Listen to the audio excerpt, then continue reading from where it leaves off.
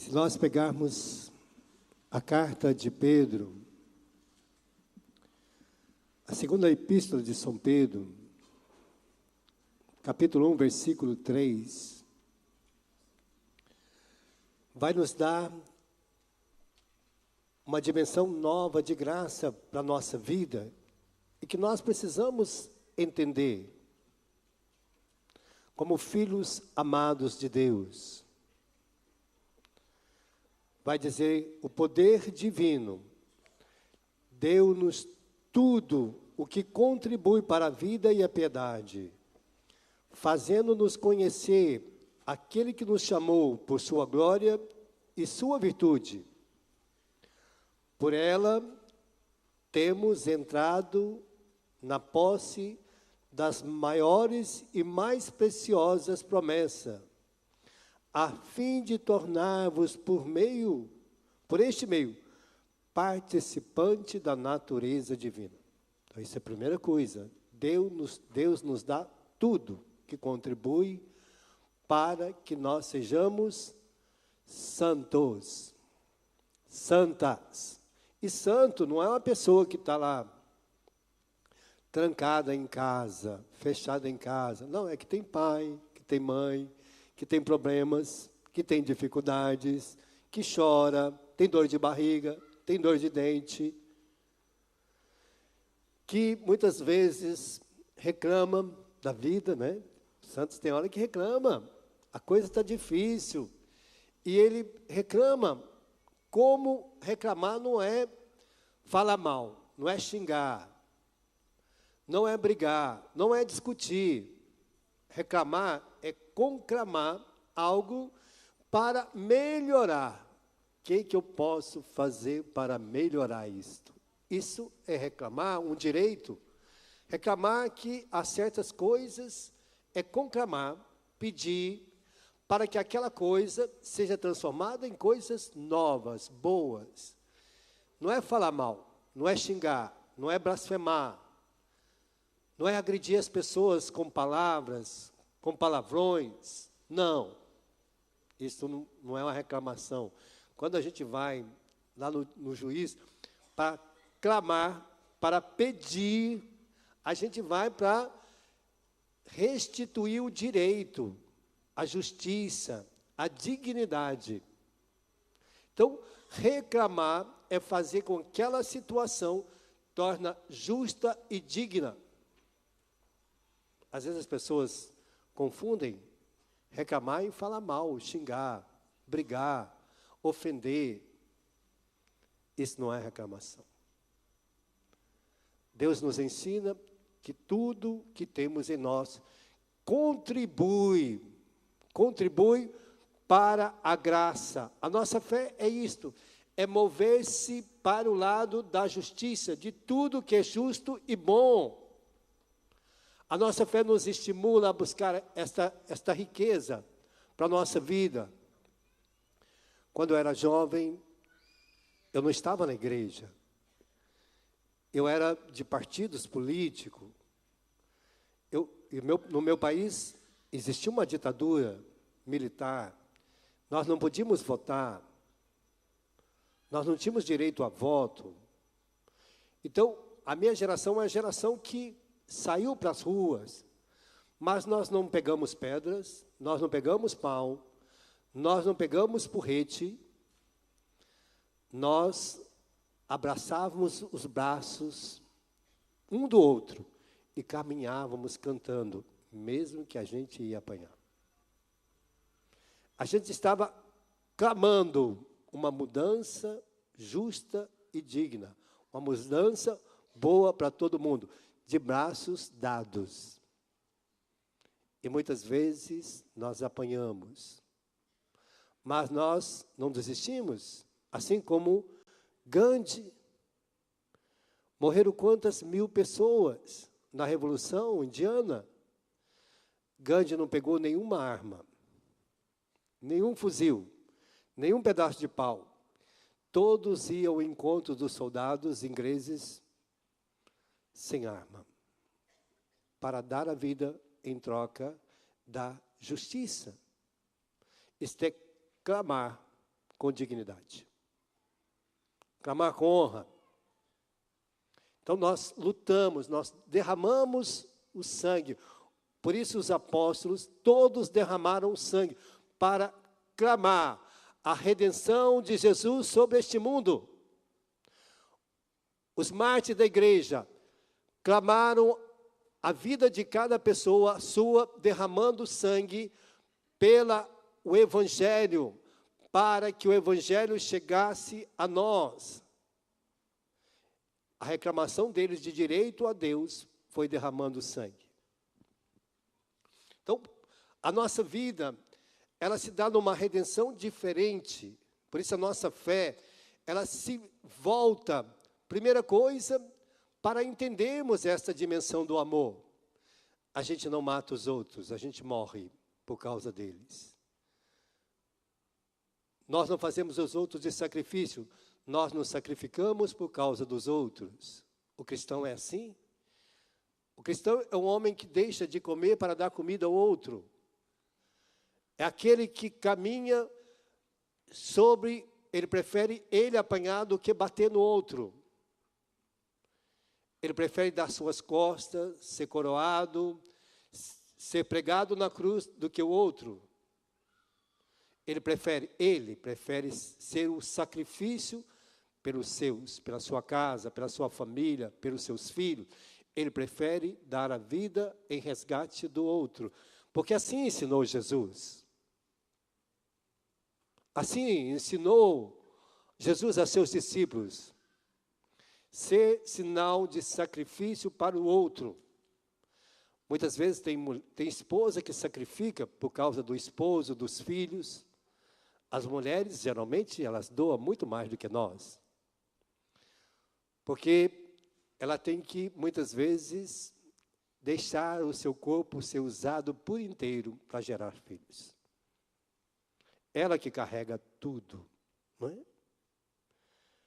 Às vezes, a maioria das mulheres entra no casamento para uma doação total.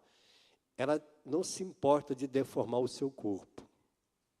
Seus seios, sua barriga, o seu biológico, até mesmo de alimentar uma criança por 9 meses dentro dela. É uma doação, é um sacrifício. Por quê? E ela corre o risco de morrer por isso.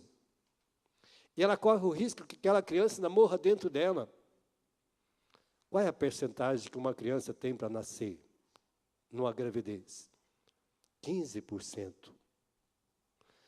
A mulher tem 85% de chance de abortar aquela criança ou de que ela morre dentro do seu ventre. Mas ela corre todo o risco. Isto é o amor de Deus. Isto é fé. Essa fé que Deus está querendo estampar no nosso rosto, na nossa dimensão, nós homens principalmente. Porque às vezes a gente não tem ideia. Por isso Deus está dizendo que Ele contribui tudo. Por isso a dimensão do amor é preciso que a gente compreenda, porque nós sofremos e às vezes nós não entendemos por que nós sofremos. Não é porque Deus não nos ama. Não. Deus coloca a porção do amor em cada coração, naquilo que o homem deseja no seu coração. Eu sempre digo às pessoas que a medida do amor que Deus coloca em mim é a medida do amor que eu tenho por Ele. Se eu muito amo a Deus, muito amo, vou amar muitas pessoas. Muitas pessoas. Se eu tenho pouco de Deus em mim, porque Deus é amor. João 4:8.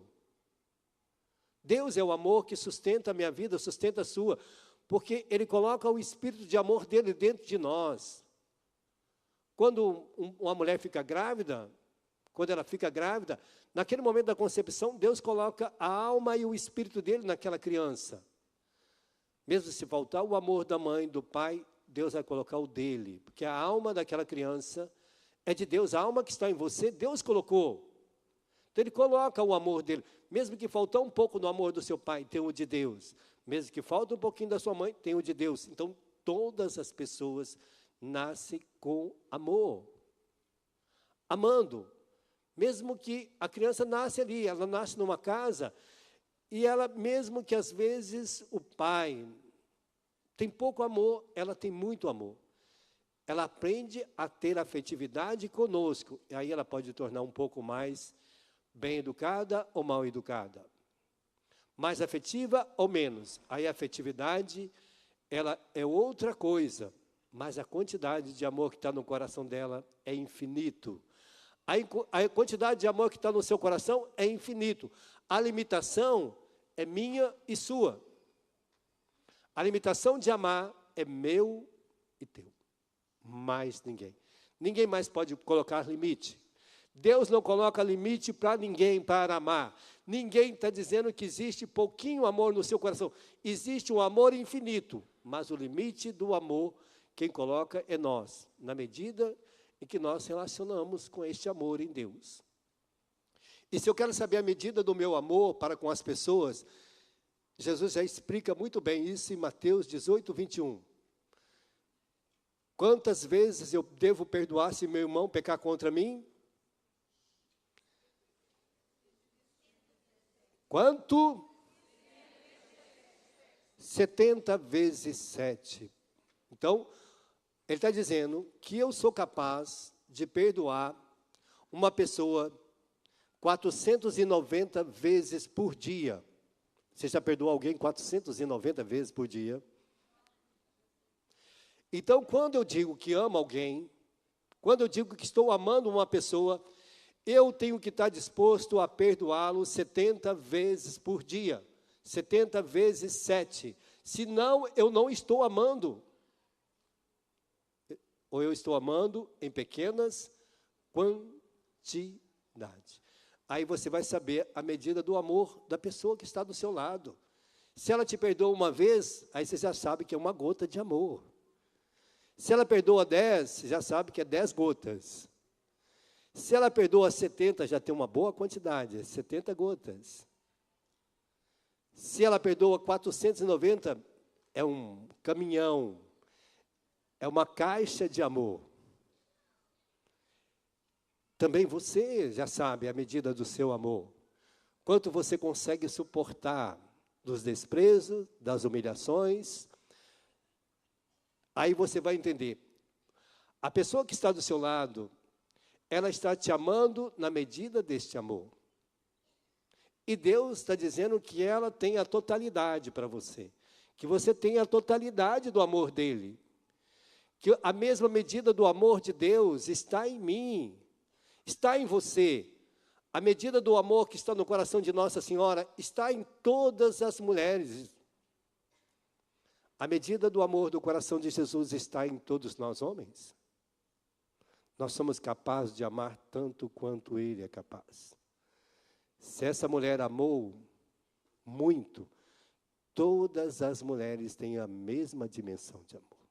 A totalidade. Ninguém tem a metade ou um pouquinho. Então, por isso, às vezes nós sofremos com a nossa fé, porque nós achamos que Deus coloca algumas limitações em nós. Não, Ele não coloca. O que coloca é o mundo, o nosso treinamento, a nossa educação, nossa formação, lá na escola, nossa formação universitária, nossa formação junto com os nossos colegas, as pessoas que colocam limites para nós.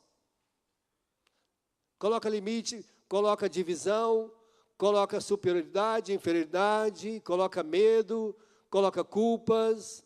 As pessoas colocam adversidades dentro de nós. E aí, nossa fé fica volúvel, flutuante por causa dessas adversidades. Mas Deus não coloca. Deus não colocou limite para a tua fé. Nem para a minha, nem para a de ninguém. Jesus disse, se vocês quiserem, vocês farão as obras que eu faço e farão maiores do que estas. O que eu fiz é pequeno diante do que vocês podem fazer. E é interessante que muitas pessoas, muitos santos fizeram muito mais milagres do que Jesus fez. Curaram muito mais gente do que Jesus. Você pega a história de muitos santos. Olha, São Francisco, eu conto sempre, São Francisco Xavier, além de curar, ressuscitava as pessoas. E ele ressuscitou um número incontável. Quantos que Jesus ressuscitou? Ao filho da Naim, da viúva de Naim, e aquela Tabita e Lázaro, 3. Agora pega a história de São Francisco Xavier. São Francisco passava, as pessoas diziam para ele alguma coisa, meu filho morreu, chegava lá, ele falava, vai embora, a mulher ia embora, o filho ressuscitava. Então, quantos milagres a gente pode contar de todos os santos que às vezes a gente vê, as histórias de cada um, são milagres maravilhosos, são coisas extraordinárias que Deus realiza. Então, é preciso que a gente saiba, né? Deus faz isso conosco, Ele nos dá essa dimensão do amor. Então, às vezes nós sofremos e achamos que a nossa fé está fraca, que nós somos fracos, que nós somos miseráveis, porque a gente, às vezes, leva tudo para o lado espiritual. Não, tem situações que não é espiritual, ela é humana, passa pelo humano da pessoa, passa pela dimensão da sua educação, da sua formação, da sua capacitação, do seu viver. Nós estamos vendo agora o que está acontecendo no nosso mundo, como que as pessoas estão destruindo as dimensões da nossa fé, elas estão criando outras dimensões. Está muito mais para o relativo do que para a vida em plenitude. Por isso nós vamos vendo toda esta graça que Deus vai dizendo. É preciso, por isso, continuando aqui embaixo, vai dizer,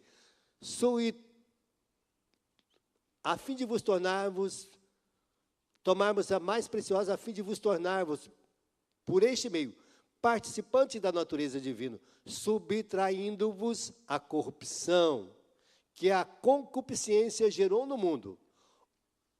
A concupiscência é o pecado. O que o pecado está gerando no mundo? Deformidades na vida de todo mundo. Deformidade na vida de todo mundo. Deformidade na fé. Nós não temos nada, eu não tenho nada contra judeu. Eu sou cristão.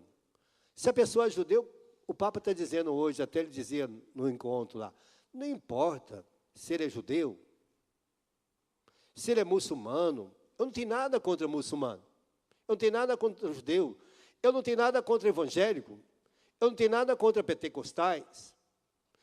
Se vem falar por mim, eu falo, eu sou católico, a minha fé é católica. Você pode ser, mas vamos ser judeu. Não, eu não vou ser judeu, eu quero ser católico. Vamos ser muçulmano, eu não quero ser muçulmano, eu quero ser católico.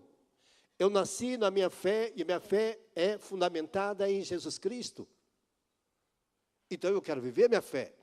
Mas você vai lá, vai ser evangélico. Eu não quero ser evangélico, eu quero ser cristão católico. É minha fé. Ela está fundamentada, ela existe uma raiz. Vão ser protestantes. Eu não quero ser protestante, eu quero ser católico, é só isso. O Papa disse, não interessa o que os outros vão fazer, o que eles querem viver. Olha, a minha fé me diz para mim viver esta graça. Mas porque você é idólatra, porque você é isso e aquilo. Olha, você pode achar o que você quiser. Eu não tenho nada com você, eu tenho com Jesus Cristo. O outro é macumbeiro, o outro é pai de santo, o outro é bruxo, o outro é idólatra, o outro acredita em horóscopo, cartomante. Eu não acredito nisso, eu acredito em Jesus. Quem é a nossa fé? Pronto. Por que eu acredito em Jesus? João 3,16. João 3,16. De tal modo, Deus amou o mundo, que deu seu Filho único, para que todo nele creia, não pereça, mas tenha a vida. Pronto, você tem o quê? Você tem o quê? Você precisa de mais alguma coisa? Você precisa de mais alguma glória? Você tem alguém que já morreu por você, já pagou todos os seus pecados, você não deve mais nenhum pecado, você não tem nenhuma condenação, você é uma pessoa livre em Deus para viver a plenitude da sua vida. Você é livre. Não há mais condenação contra alguém que está em Jesus Cristo. Não existe. Ele nos libertou de todo o pecado e da morte. A morte já não tem mais poder sobre mim. Eu não vou morrer mais. Eu vou passar pela morte. Vocês vão morrer? Nós vamos passar pela morte. Vai ficar ali o nosso corpo físico. E naquele mesmo instante nós receberemos um corpo. 1 Coríntios 15. Assim que a gente morrer, nós já vamos receber um corpo glorioso espiritual. Não tem mais nada que pode dominar sobre a nossa vida. Nenhuma doença. E está dizendo, assim, Apocalipse 7, 14 vai dizer que não haverá mais lágrimas, não haverá mais luto, não haverá mais tristeza, não haverá mais fome, porque passou a primeira condição. Apocalipse 21, versículo 4 vai dizer, não haverá mais morte, não haverá mais luto, não haverá mais lágrima, porque o próprio Deus enxugou as nossas lágrimas, enxugará. Então, eu não preciso mudar de nada, eu não preciso mudar. Já está todas as condições pronta para mim, pronta para você. Esta é a nossa fé. Esta é a fé do cristão.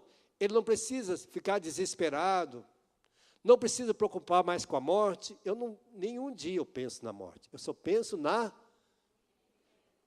O que você pensa? Eu vou pensar na morte?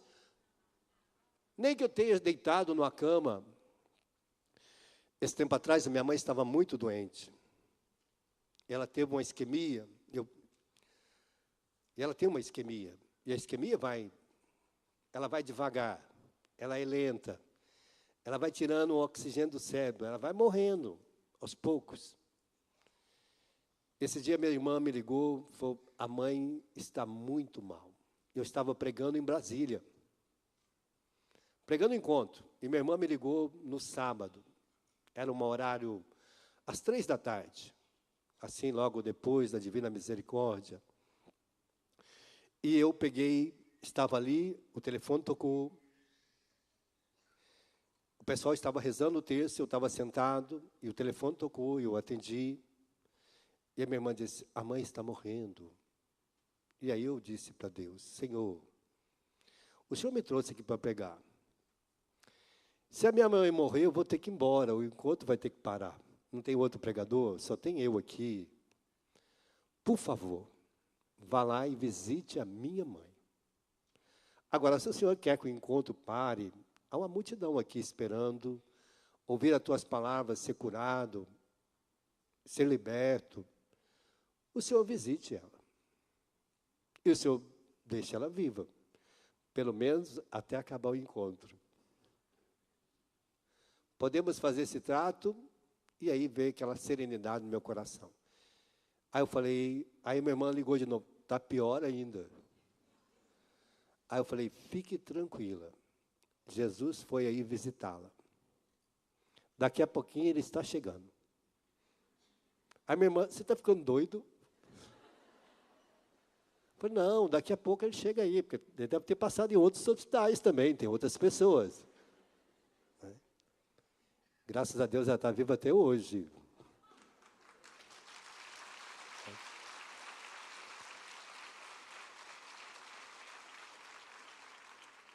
E aí depois que ela voltou, eu fui lá, vim de Brasília, fui lá visitá-la. E ela tinha, quando eu cheguei na beirada da cama, ela falou assim, olha, eu tinha dito para Jesus, Senhor, eu estou entregando nas tuas mãos a minha vida agora. E aí eu dormi, ela disse para mim, eu pensei que eu tinha morrido. Quando eu abri o olho, eu estava aqui sentada. Aí eu falei, não, é só porque eu fiz um trato com ele. Muitas vezes a gente tem que tratar Jesus assim, a gente tem que fazer trato com ele. Nós temos que trocar. Então, a nossa fé é esse estímulo que a gente vai trocar. Nós vamos dizer para ele, olha, Senhor, tu me amas. O Senhor me ama, então nós vamos oferecer a nossa vida. E Jesus vai dizer assim, essa necessidade, Lucas 18, 1. Jesus propôs uma parábola para mostrar que é necessário orar sempre, sem jamais deixar de fazê-lo. Sem jamais. Jesus disse, não deixe de fazer as suas orações. Reze. Pode demorar um pouquinho. Aquela hora que a minha irmã ligou, eu podia ter ficado apavorado. Falei, mas eu combinei com Jesus, eu acho que ele não chegou ainda. Será que ele esqueceu? Eu falei, não, ele deve ter passado em outro hospital primeiro, antes de chegar aí. Eu acreditei que ele ia fazer essa visita. Então, ele conta a história de um juiz que não queria fazer justiça, mostrando que muitas vezes as coisas que estão ao nosso lado, aquela mulher pedia àquele juiz que fizesse justiça na sua vida, e ele ficava enrolando, não fazia. Mas ela insistia. Está dizendo que muitas vezes nós vamos estar diante de juízes que estão ao nosso lado, de pessoas. Nós vamos depender de médico, nós vamos depender de juiz, de promotor. Muitas vezes nós vamos depender dos nossos filhos, filhas, dos nossos amigos. E eu não sei o que está no coração deles. Você sabe? Não, nem eu. Nós não sabemos o que está no coração do outro. Às vezes você vai depender do seu esposo por um esforço para você. E às vezes, naquele dia, ele está indisposto a fazer.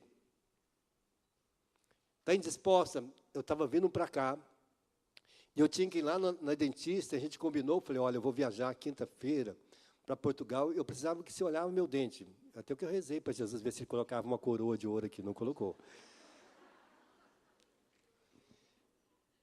E aí, eu falei para a dentista, olha, eu estou indo para Portugal, e eu preciso que você dê uma olhada nesse dente para mim. Aí fui lá, na quarta-feira, sentei lá, a secretária ficou olhando para mim assim. Eu falei, ela está esperando? Ela falou, olha, posso falar um negócio para o senhor? Eu falei, posso, pode. Ela falou assim, a dentista não veio, ficou em São Paulo. Eu falei, tá bom, deixa eu ir embora assim mesmo. Ela falou, e o dente? Eu falei, está do mesmo jeito, né? Fazer o quê? Pronto, vamos embora. Toma um remédio, tira a dor, coloca, não mastiga daquele lado, mastiga só do outro. Estou só mastigando um lado de cá. Não pode. Porque o dente, ela fez um curativo, está aqui o curativo. Eu não posso mastigar daquele lado, então eu tenho que só mastigar do lado. E do lado de cá já está ferindo, de tanto que eu mastigo do lado de cá. Está bom que está me fazendo um spa já de uma vez, eu estou ficando fininho. Tem que comer menos. Deus usa uma pedagogia, está vendo? Diferente. Às vezes ele nos emagrece de outra forma. Eu queria fazer um exercício para acabar com a barriga, já está acabando. Para comer só de um lado da boca. Então, nós vamos vendo, por isso ele está mostrando essa necessidade de orar sempre.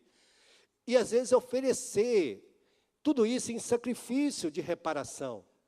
Eu posso sofrer reclamando, com raiva, com ódio, brigando comigo, brigando com Deus, brigando com a minha família, me condenando, me flagelando, ou eu posso oferecer isso em sacrifício de reparação para os meus pecados. Em reparação das situações da minha família.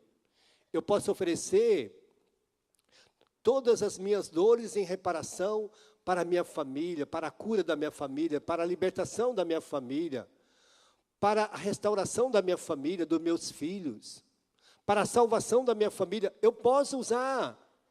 Então, você pode usar o sofrimento do jeito que você quiser. Pode usar ele como desgraça e pode usar ele como salvação. Tudo depende da sua fé. Tudo depende do jeito que você quer ver as coisas, de como você quer enxergá-las. Em Deus, os santos usam como reparação para a família deles, para tirar as pessoas do purgatório, em oblação de vida para aqueles que não têm como ser salvo. Senhor, eu ofereço esse dia de hoje, essa dor que eu estou passando. Esse tempo atrás, quando o ano passado, em novembro do ano passado, o Monsenhor Jonas estava muito doente. E foi para São Paulo. O Eto disse, eu acredito que o Monsenhor não volta mais. Pensava que o Monsenhor ia morrer. E eu fui celebrar a missa. Eu falei, Senhor... E aí estavam todos os meus irmãos de comunidade reunidos. Eu falei, Senhor, se for preciso, eu troco a minha vida pela dele. Eu prefiro eu morrer e ele continuar aqui.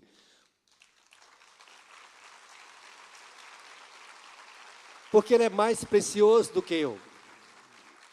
Eu sou apenas um pequeno padre, mas ele é o Monsenhor Jonas, nós precisamos dele. E aí eu conclamei todo mundo a rezar. E nós fizemos uma batalha de oração. E nós começamos a rezar. E todo mundo rezava, e todo mundo chorava, e todo mundo clamava ao céu. E nós oferecemos em sacrifício, eu ofereci em sacrifício todas aquelas situações que, às vezes, elas me eram caras, me era preciosa. Eu falei assim, tudo isso eu ofereço em sacrifício. E a gente fez uma proposta de sacrifício naquela semana. E passada uma semana, o Monsenhor voltou para casa. Ficou 15 dias em São Paulo e voltou. E ele não tomou nenhum remédio novo, nenhum tratamento novo, não mudou os medicamentos, ele só tomou uma injeção de vitamina lá para melhorar, vitaminas para melhorar. O médico falava, mas não sei, não tem nada, parece que alguma coisa sumiu. Aí deram vitaminas para ele tomou aquelas vitaminas e voltou para casa.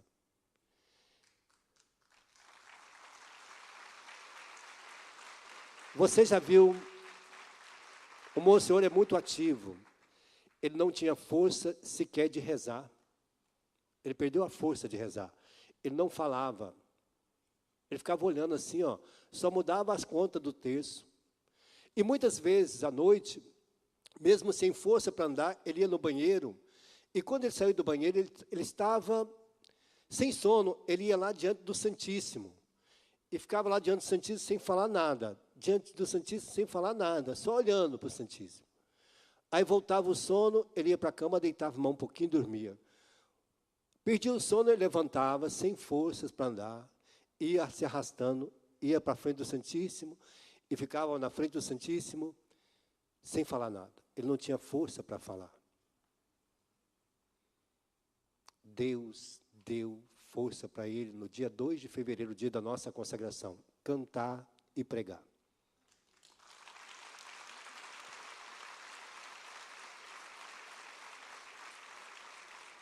No dia 31 de dezembro, eu estava do lado do Monsenhor, lá na Canção Nova. Ele celebrando a missa, eu estava na missa, lá na casa dele, e ele só pediu para Deus 2 coisas. Senhor, eu só sei fazer 2 coisas na minha vida, pregar e cantar. E a única coisa que eu quero este ano é pregar e cantar. E agora, nesses dias, a semana, tem um mês atrás, os meninos que vão ser ordenados padre, hoje, amanhã, vão ser ordenados 2 padres na Canção Nova, o João Marcos e o Eusébio. O padre Jonas foi para Lavrinhas e pregou o encontro para o retiro sacerdotal deles. Ele fez uma missa que ele pregou 2 horas.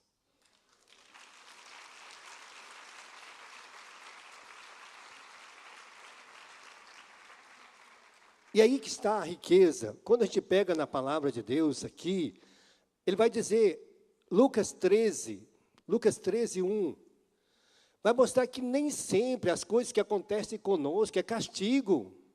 Ou a desgraça nem sempre é castigo. Ela acontece pelas adversidades do mundo. Olha o que está acontecendo no nosso mundo hoje.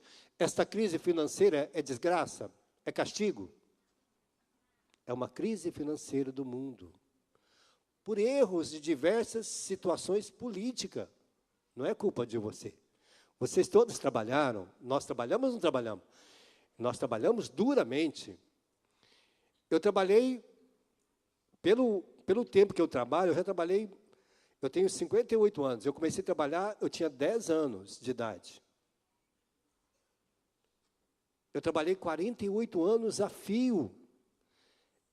E não aposentei. Porque eu não tenho como comprovar que eu trabalhei. Porque naquela época não tinha registro. Não tinha registro. Eu trabalhei mais de 18 anos sem ser registrado. E hoje eles não aceitam, nem com testemunha, nem que o dono onde eu trabalhava assina dizendo que eu trabalhei ali. Para mim provar, eu tenho que ter uma fotografia. Imagina naquela época ter fotografia. Cartão de ponto. Nunca bati cartão de ponto naquela época. Então, não tem como provar. Então, os 18 anos está perdido. E não tem como eu provar.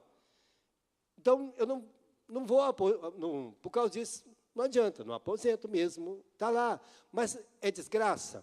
Não, o serviço que eu fiz, aonde eu trabalhei, está lá as coisas maravilhosas. Então, nem sempre vai dizer disso. Por isso, Jesus vai dizer, naquele tempo estava contando que alguns tinha acontecido com certos galileus, cujo sangue Pilatos misturara no seu sacrifício. Jesus toma a palavra e lhes pergunta, vós pensais que estes galileus eram mais pecadores do que todos os outros galileus? Por terem sofrido de tal modo, digo-vos, se não arrepender-vos, perecereis do mesmo modo. Então, ele vai dizer, você sabe que se essa torre que caiu de Siloé, é porque as pessoas eram mais pecadores? Não, é uma tragédia. Um avião caiu, não é porque Deus quis derrubar o avião. Imagina Deus derrubar um avião com 180 passageiros. E às vezes as pessoas dizem, foi Deus quem quis. Morre alguém, chega lá, as pessoas no velório, eu sempre vou celebrar velório. Aí chega algum, Deus quis. Eu falei, não quis nada. Deus não quis, não. Deus queria que aquela pessoa morresse.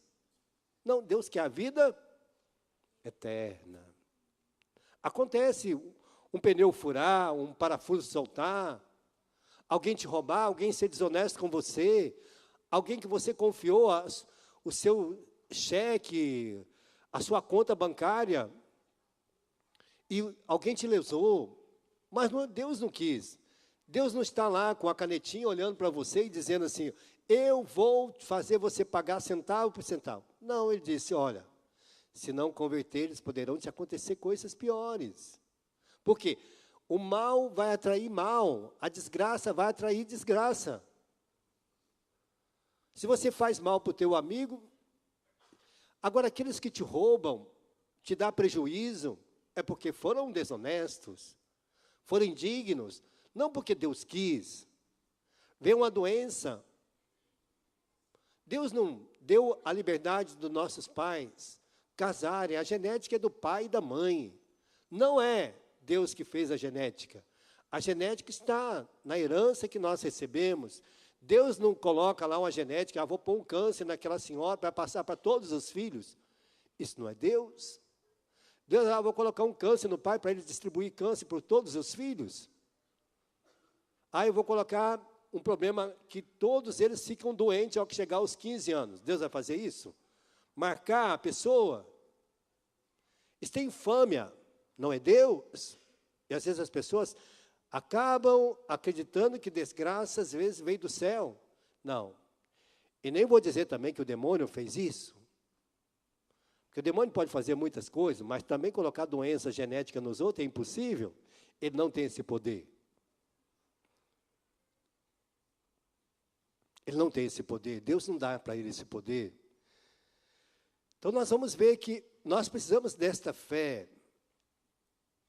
Marcos 11 vai falar desta fé que nós precisamos, que nós devemos ter. Marcos 11, dizendo a necessidade, fé em Deus e o poder da oração. Ele vai mostrar isto. Jesus passa num campo e vai fazer uma oração porque aquela figueira não deu figo. E ele vai rezar por aquela figueira. E no outro dia ela estava seca.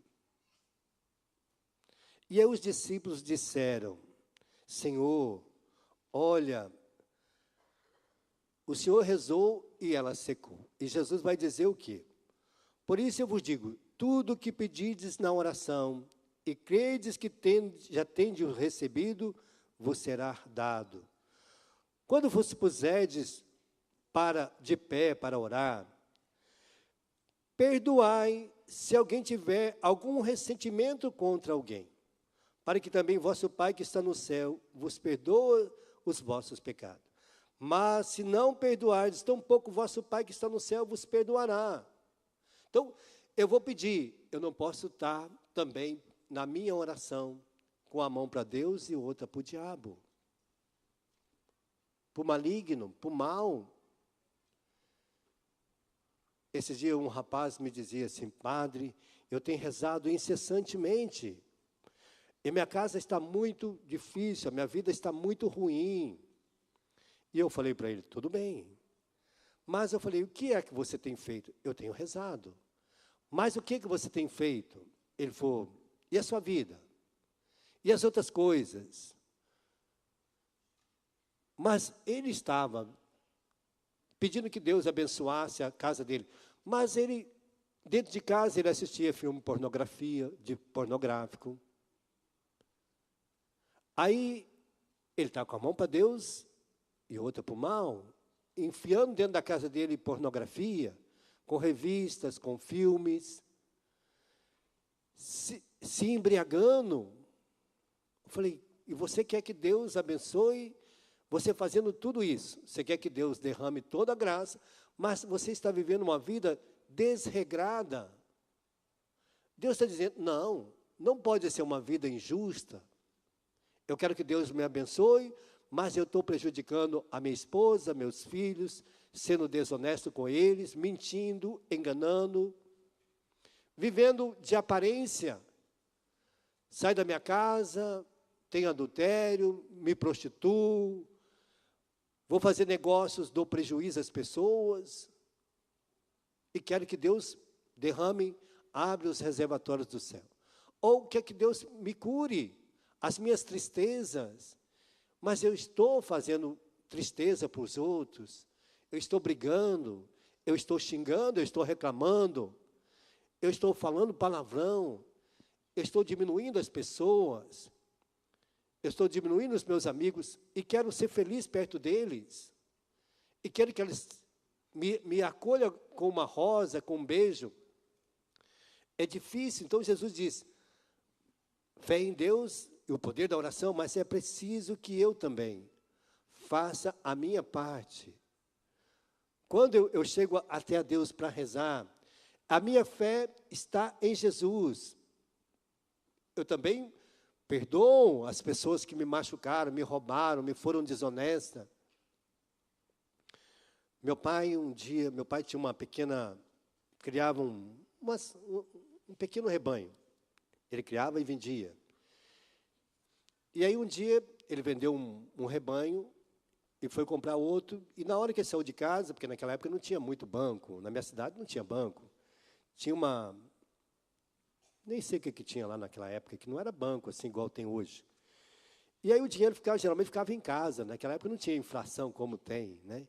Ficava dentro de um borná lá, de um borná de couro. E aí ele mandou o rapaz que estava com ele, porque faltou um pouco de dinheiro para ele pagar o gado que ele tinha comprado. Ele tinha vendido e aí faltou um pouco. E aí esse empregado chegou lá na minha casa e disse para minha mãe: olha, o seu Fazinho mandou pegar o dinheiro, todo o dinheiro que está aí, para me levar para pagar o gado lá. A minha mãe ficou assim, mas minha mãe confiava no empregado. Minha mãe ficou com dúvida. Aí a minha mãe falou: então fala o seguinte, leva todo o emborná. E ele pegou, nunca mais apareceu até hoje. Desapareceu. Então, deixou meu pai de tanga. Meu pai, né, perdeu tudo aquilo que ele tinha vendido. Tudo. E ele não podia comprar, e ele comprou o que ele tinha de dinheiro no bolso e veio embora. E aí meu pai teve que ir para o garimpo, né, trabalhar como garimpeiro, para ver se conseguia achar um diamante. E aí ele ficou 2 anos garimpando, e a gente passando necessidade. 2 anos que a gente comia angu. Você conhece angu? Todo mundo aqui conhece. Na minha casa, a gente ficou 2 anos só comendo angu, com abobrinha. Quando a galinha botava, a gente comia angu com ovo. Então, a gente ficava na dependência. Tinha dia que minha mãe passava o café 4 vezes no pó. Passava uma vez, punha para secar 2, para secar 3, 4. Já no final era só uma água de batata. Mas vida de pobre é assim. Ninguém morreu, está todo mundo vivo, graças a Deus. E aí meu pai conseguiu pegar o diamante. E aí ele recuperou a vida, e aí nós perdemos nosso pai, que ele foi embora, largou nós. Então, nós vamos ver tudo isso. Então, Deus vai mostrar que muitas vezes o que bloqueia também a nossa vida, bloqueia a nossa história, essas culpas que a gente traz. Porque meu pai não me amou, seu pai te amou. Ele amou a quantidade de Deus que está no coração dele. A minha mãe não me amou do jeito que eu queria. Ela te amou do jeito que ela tinha de Deus no coração, a quantidade. Mas, às vezes, ela gastou todo o amor dela, pouquinho que era, do jeito dela, mas ela te amou com totalidade. Ai, meu irmão não me amou. Amou sim, do jeito dele, na totalidade dele. Você também amou do jeito seu, na totalidade do seu amor. Não do jeito que você gostaria. O teu marido, talvez ele te ama com toda intensidade, na medida do amor dele. Do jeito dele, não do jeito que você quer. Talvez você ama teu marido na totalidade do seu amor, do jeito seu, não do jeito que ele quer. Às vezes ele queria mais. Queria ou não queria? Ah, queria. Todo mundo quer mais de nós. Todo mundo quer mais abraço, quer mais beijo. E Jesus ensina uma coisa diferente. Ele diz, se você quer muitos abraços, abrace muitas vezes. Se você quer muitos beijos, beija você. Se você quer carinho, seja você carinhoso. A regra de ouro de Jesus é esta. Todo o bem que eu quero que os outros me façam, fazei vós. Está vendo a fé? É diferente. Jesus diz, ninguém tem que te abraçar do jeito que você quer, ninguém tem que te beijar do jeito que você quer, ninguém tem que lavar a roupa do jeito que você quer, ninguém tem que passar do jeito que você quer, ninguém tem que fazer a comida do jeito que você quer. Jesus não disse isso. Jesus disse, faça você por ele. Essa é a fé que Deus coloca no nosso coração. Por isso, nós não temos que trazer culpa. Ai, porque o médico... Não, o médico fez o que pôde. Ele não tem uma bola de cristal para adivinhar todas as coisas. Não. Ele te deu o medicamento que ele achava na época que estava certo. Ele fez a operação do jeito que ele achou que estava certo. Pode ter havido erros, mas a intenção de todos, às vezes é a melhor, é o jeito deles. Então, por isso, nós trazemos, às vezes, culpas, porque eu fiz errado, e a culpa é o pior inimigo de todas as pessoas da nossa fé. Ela não deixa, ela causa doença psicológica. A maioria das pessoas que acabam ficando doentes psicóticas por causa de culpas. A culpa me leva a ter doenças psicológicas terríveis. Até mesmo a esquizofrenia. O fundo da esquizofrenia é culpa. Ou culpar a mim, culpar meu pai, culpar minha mãe, culpar a Deus. Eu tenho que arrumar um culpado para a história. Então, a fé em Deus faz a gente tirar a culpa. Não. Todas essas pessoas talvez fizeram o melhor que elas podiam. Erraram. Mas a culpa, ela bloqueia. Ela faz com que minha fé fique dilacerada. Porque eu fico julgando. Eu fico arrumando a situação. Segunda coisa é o medo. A culpa me gera medo. Medo de acreditar nas pessoas. Medo de confiar nas pessoas. Medo de confiar em Deus. Medo de confiar no meu trabalho. Nas minhas realizações. Na minha profissão. De confiar na formação, no estudo, de confiar na igreja, de alimentar a esperança no meu coração.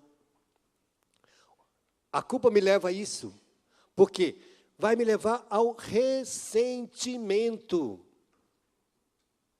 E aí eu fico uma pessoa ressentida com todos, e aí eu não consigo perceber amor de ninguém, nem o meu. Eu não consigo ver o amor na vida dos outros, nem na minha. Então, eu fico uma pessoa ressentida com a história, com Deus, com os meus amigos, com as pessoas que estão perto de mim. Eu crio uma barreira, uma distância. Qualquer coisinha, eu acho que aquelas pessoas estão fazendo tudo para me prejudicar, para destruir, para fazer com que eu me sinta uma pessoa fracassada. Começo a ver um número de inimigos altíssimo à minha volta. E não alguém que me ama.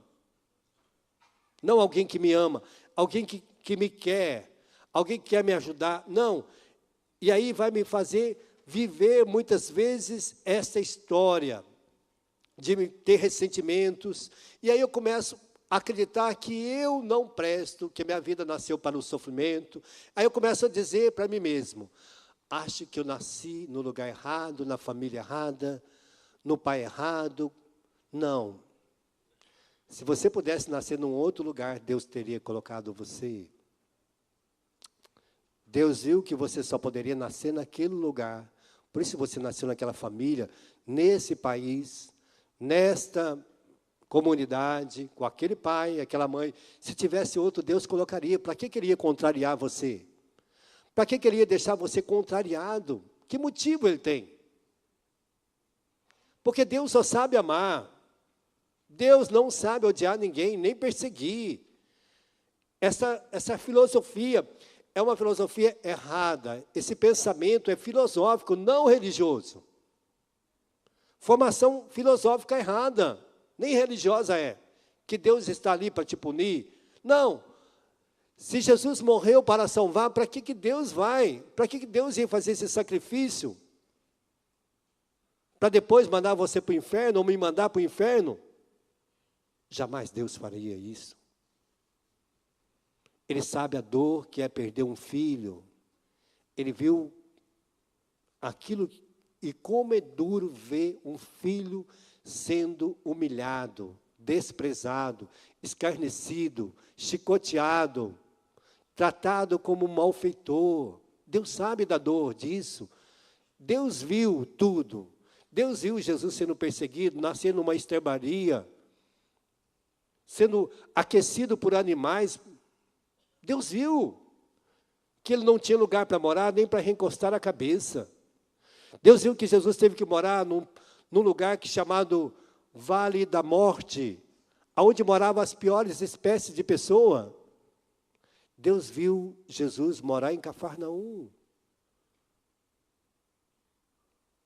Então, Deus viu Jesus suar sangue.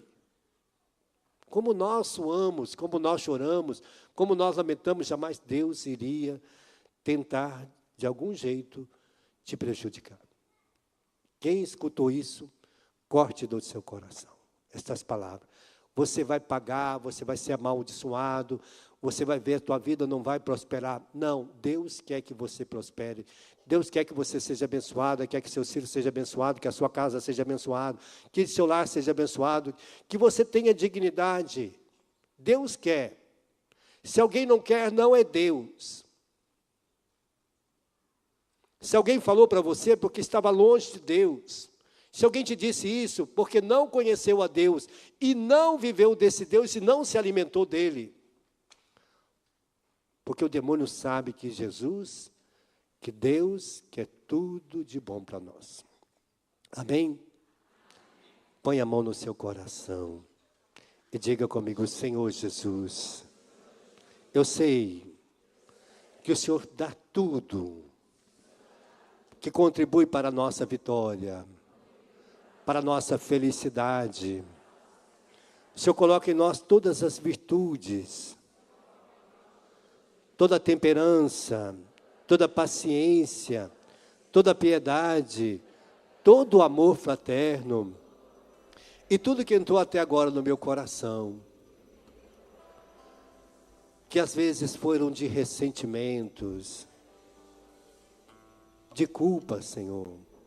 Às vezes que eu me culpei meu pai, a minha mãe, culpei a Ti, os meus professores, os meus colegas, aquelas pessoas que me levaram, que me ensinaram a mentir, que me ensinaram a ser desonestos, que me ensinaram a brigar, que me ensinaram a gritar, que me ensinaram a falar palavrões, a reclamar, falar mal das pessoas, xingar as pessoas, ser egoísta, desobediente. Todo vício que entrou na minha vida, seja de bebida, seja de cigarro, seja de impureza, seja de pornografia, seja de devassidão, todas as pessoas, Senhor, que me deram prejuízo, que roubaram a minha paz, que roubaram a minha alegria, que roubaram a minha felicidade, que me roubaram financeiramente, que roubaram a minha saúde, eu quero entregar nas tuas mãos, Senhor, todas estas mágoas, todos os medos que me paralisam, que muitas vezes não deixaram com que eu caminhasse com segurança, pelos limites que eu coloquei no amor, Senhor, que eu amei pouco, que eu tive pouco Deus no meu coração, que eu coloquei limites, que eu não perdoei as pessoas, que eu fiz as pessoas sofrer ao meu lado também, que eu fiz os meus familiares sofrer, que às vezes eu mentia para os meus familiares, que eu enganei meus familiares, que às vezes eu estava com a mão para Deus, e outra para a murmuração, para a raiva, para o ódio, para a vingança, para a destruição. Hoje eu quero entregar nas tuas mãos, Senhor. A minha fé me leva agora, Senhor, a caminhar com os olhos erguidos a Ti, restaurando, Senhor, todas estas áreas da minha vida, todas essas dimensões da minha vida, para que agora eu seja este novo homem, porque eu sei agora a necessidade de rezar, a necessidade de perdoar, de viver esta vida nova, assim como Jesus nos ensinava, como é necessário insistir na oração, porque muitas vezes, as pessoas que vão estar perto de nós, vão retardar a nossa felicidade, vão dificultá-la, vão dificultar nossas realizações, mas na oração, eu terei paciência para vencer tudo isso, e creio que a partir de agora, o Senhor está me dando uma nova dimensão na vida, para ser um vencedor no seu amor. Amém.